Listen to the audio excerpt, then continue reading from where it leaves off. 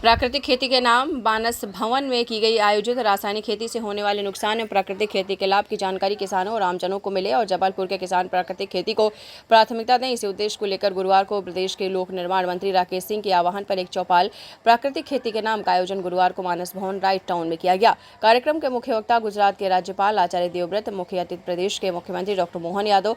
आपको बता दें, विशिष्ट अतिथि प्रदेश के किसान कल्याण कृषि विकास मंत्री ऐदल सिंह कंसाना मौजूद रहे हैं। लोक निर्माण मंत्री राकेश सिंह ने बताया कि हमारा देश कृषि प्रधान देश है। हमारी अर्थव्यवस्था का सबसे मजबूत स्तंभ कृषि है। आगे उन्होंने कहा कि रासायनिक खेती के कई नुकसान हैं, जिनमें मिट्टी, पर्यावरण और मानव स्वास्थ्य पर नकारात्मक प्रभाव शामिल है।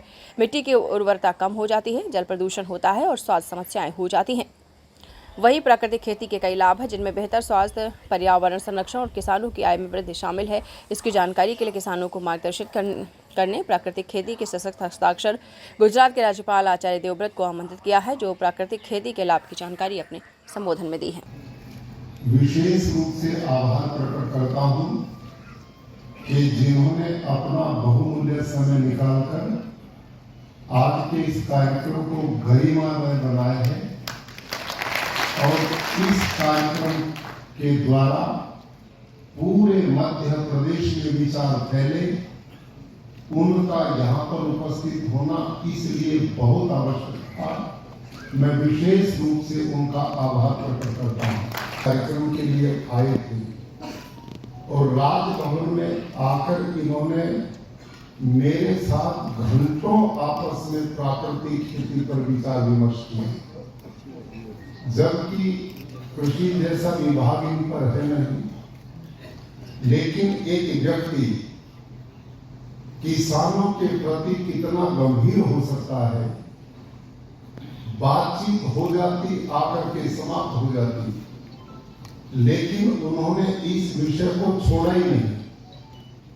लगातार मेरे संपर्क में रहे और उन्होंने कहा ये कार्यक्रम किसानों के कल्याण के लिए, प्रकृति को बचाने के लिए करना ही है मैंने। और उनकी इस सोच के कारण आज आप सबके दर्शन करने का सौभाग्य मैं प्राप्त कर रहा हूं। और जो पहले हिमाचल और बाद में गुजरात के राज्यपाल के रूप में न केवल कर्मठता से अपनी राजकीय जिम्मेदारियों का निर्वहन कर रहे हैं, बल्कि उसके साथ साथ पूरे देश में प्राकृतिक खेती के लिए एक अलग जगा रहे हैं। एक ऐसा नाम जिनको सुनते ही देश में सभी के मन में श्रद्धा का भाव पैदा होता है, ऐसे गुजरात के राज्यपाल आदरणीय आचार्य देवव्रत जी हमारे बीच में। जरा तालियों की गड़गड़ाहट के साथ ही कार्यक्रम में भोपाल में रहना था, उसके बाद में समय पर निकल गए, लेकिन मौसम खराब होने के कारण काफी देर तक एयरपोर्ट पर हवाई जहाज चक्कर लगाता रहा और ऐसा लग रहा था कि वे लैंड कर पाएंगे कि नहीं। लेकिन हमारे संवेदनशील मुख्यमंत्री जी ने कहा कि विमान वापस तो नहीं जाएगा, जितने चक्कर लगाना है लगाओ, लेकिन उतरेंगे हम जबलपुर में। मुझे कहते हुए खुशी है कि आज का ये जो कार्यक्रम है केवल ये कृषि का कार्यक्रम भर नहीं, बल्कि हमारी पवित्र मां धरती और किसान भाइयों के बीच में हमारे बुजुर्गों के दिए गए ज्ञान का वो तादाद में है, जिसे प्रवाहित हमारे ऋषि मुनियों ने हजारों साल पहले ही किया था। मेरे आज के इस कार्यक्रम की नींव उस समय रखी गई जब मैं गुजरात प्रवास पर गया था। मैं आदरणीय राज्यपाल जी से जब मिलने के लिए गया और जब वहां उनसे बात हुई तो मुझे लगा कि जैसे कोई साधक प्रकृति के साथ में संवाद कर रहा है और जिस गंभीरता के साथ में उन्होंने प्राकृतिक खेती के बारे में जानकारियां दी, मुझे लगा कि वर्षों पहले मैंने जैविक खेती पर यहाँ एक कार्यक्रम किया था। शायद उस समय पर मैं आचार्य सरदार जी से मिला होता तो प्राकृतिक खेती का ही कार्यक्रम होता, लेकिन उसी दिन ये तय कर लिया था कि प्राकृतिक खेती के लिए हम उन्हें आमंत्रित करेंगे और वे उसके बाद जबलपुर में पधारे। ये कितना सरल है, कितना आवश्यक है। जिसके पास खेती नहीं उसको भी मैं आज खेती करनी सिखा के जाऊंगा,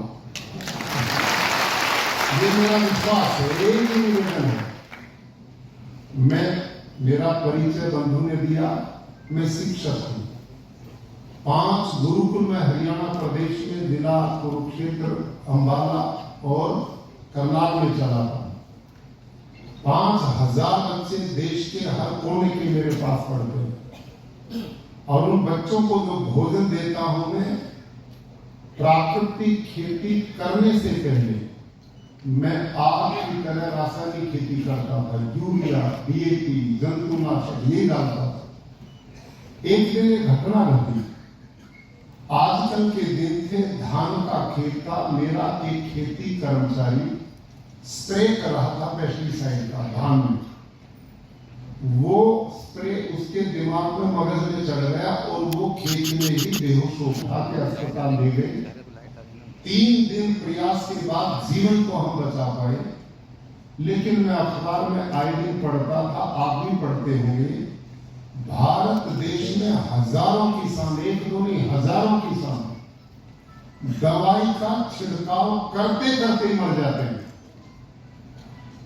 अब मेरे मन में इस घटना को देख करके विचार आया, तेरे पास माता पिता ने आज 1-2 बच्चे हम विशेष रूप से जन्म देते हैं, वही मेरे को सौंपे हुए। इस खेती कर्मचारी ने इस दवाई को न खाया था न पिया था, केवल छिड़काव से गंध मात्र से मर गया। मरते हैं लोग।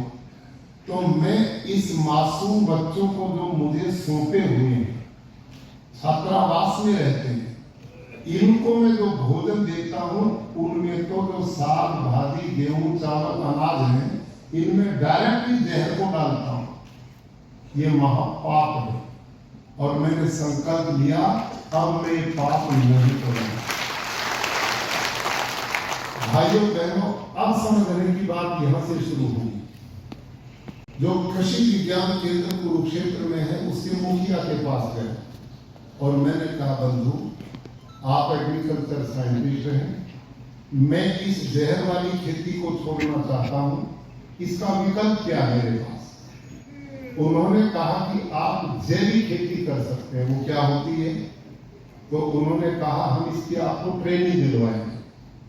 तो उनके योग्य लोगों को हमने अपने गुरुकुल में बुलाया, उनसे हमने ट्रेनिंग ली। मैं भी उस ट्रेनिंग में बैठा और मेरे खेती में जो 15-20 लोग काम करते हैं 180 एकड़ खेत में, उनको भी मैंने बुलाया और मैंने जैविक खेती की ट्रेनिंग ली।